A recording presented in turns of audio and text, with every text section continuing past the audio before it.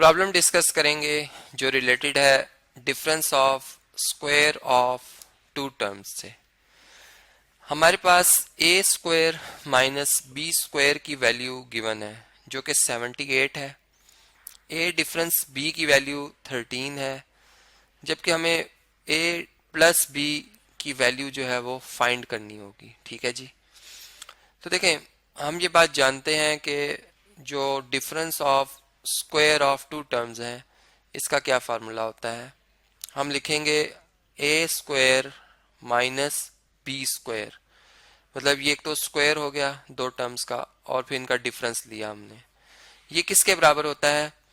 ये इन्हीं मतलब ये एक प्रोडक्ट के बराबर होता है जिसमें दो फैक्टर आते हैं, जिनमें पहला जो फैक्टर है वो इन दोनों टर्म्स के सम से आता है और दूसरा जो फैक्टर है वो इन्हीं दोनों टर्म्स के डिफरेंस से आ जाता है।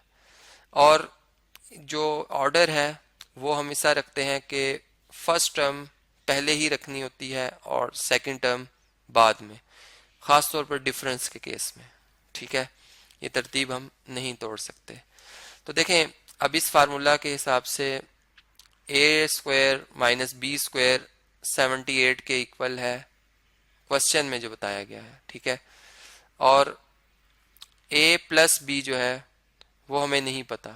ठीक है, इसकी जगह हम ए प्लस बी ही रहने देंगे, जबकि ए डिफरेंस बी जो है इसकी वैल्यू बता दी गई है, ये है 13। ठीक है, इसको हम जो हमारे पास सिमेट्रिक प्रॉपर्टी है उसके तहत इस तरह भी लिख सकते हैं कि जो लेफ्ट साइड है या राइट साइड है उसको लेफ्ट पे लिख लें, यानी 13 multiply by a plus b को हम राइट लेफ्ट पे लिख लें राइट से, और जो 78 है उसको राइट साइड पे लिख लें।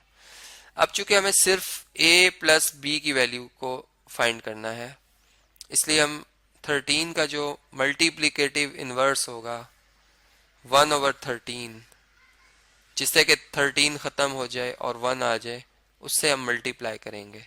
अगर हम लेफ्ट साइड पे मल्टीप्लाई कर रहे हैं तो फिर राइट साइड पे भी मल्टीप्लाई करना होगा, क्योंकि हम इक्वालिटी की बात कर रहे हैं, इक्वेशन की बात कर रहे हैं। ठीक है, 13 13 से कैंसिल, 13 1 टाइम 13, 13 1 टाइम 13, और 1 multiply by a plus b आ जाएगा। जबकि 78 को अगर हम 13 से डिवाइड करें तो 6 आता है, यानी 13 के टेबल में 13 को 6 से मल्टीप्लाई करने से 78 आता है। तो इस तरह हमारे पास a प्लस बी की जो वैल्यू है वो 6 आ गई है। तो आपने देखा कि हमने difference of square of two terms का फार्मूला इस्तेमाल करते हुए इस प्रॉब्लम का जो आंसर है वो फाइंड किया।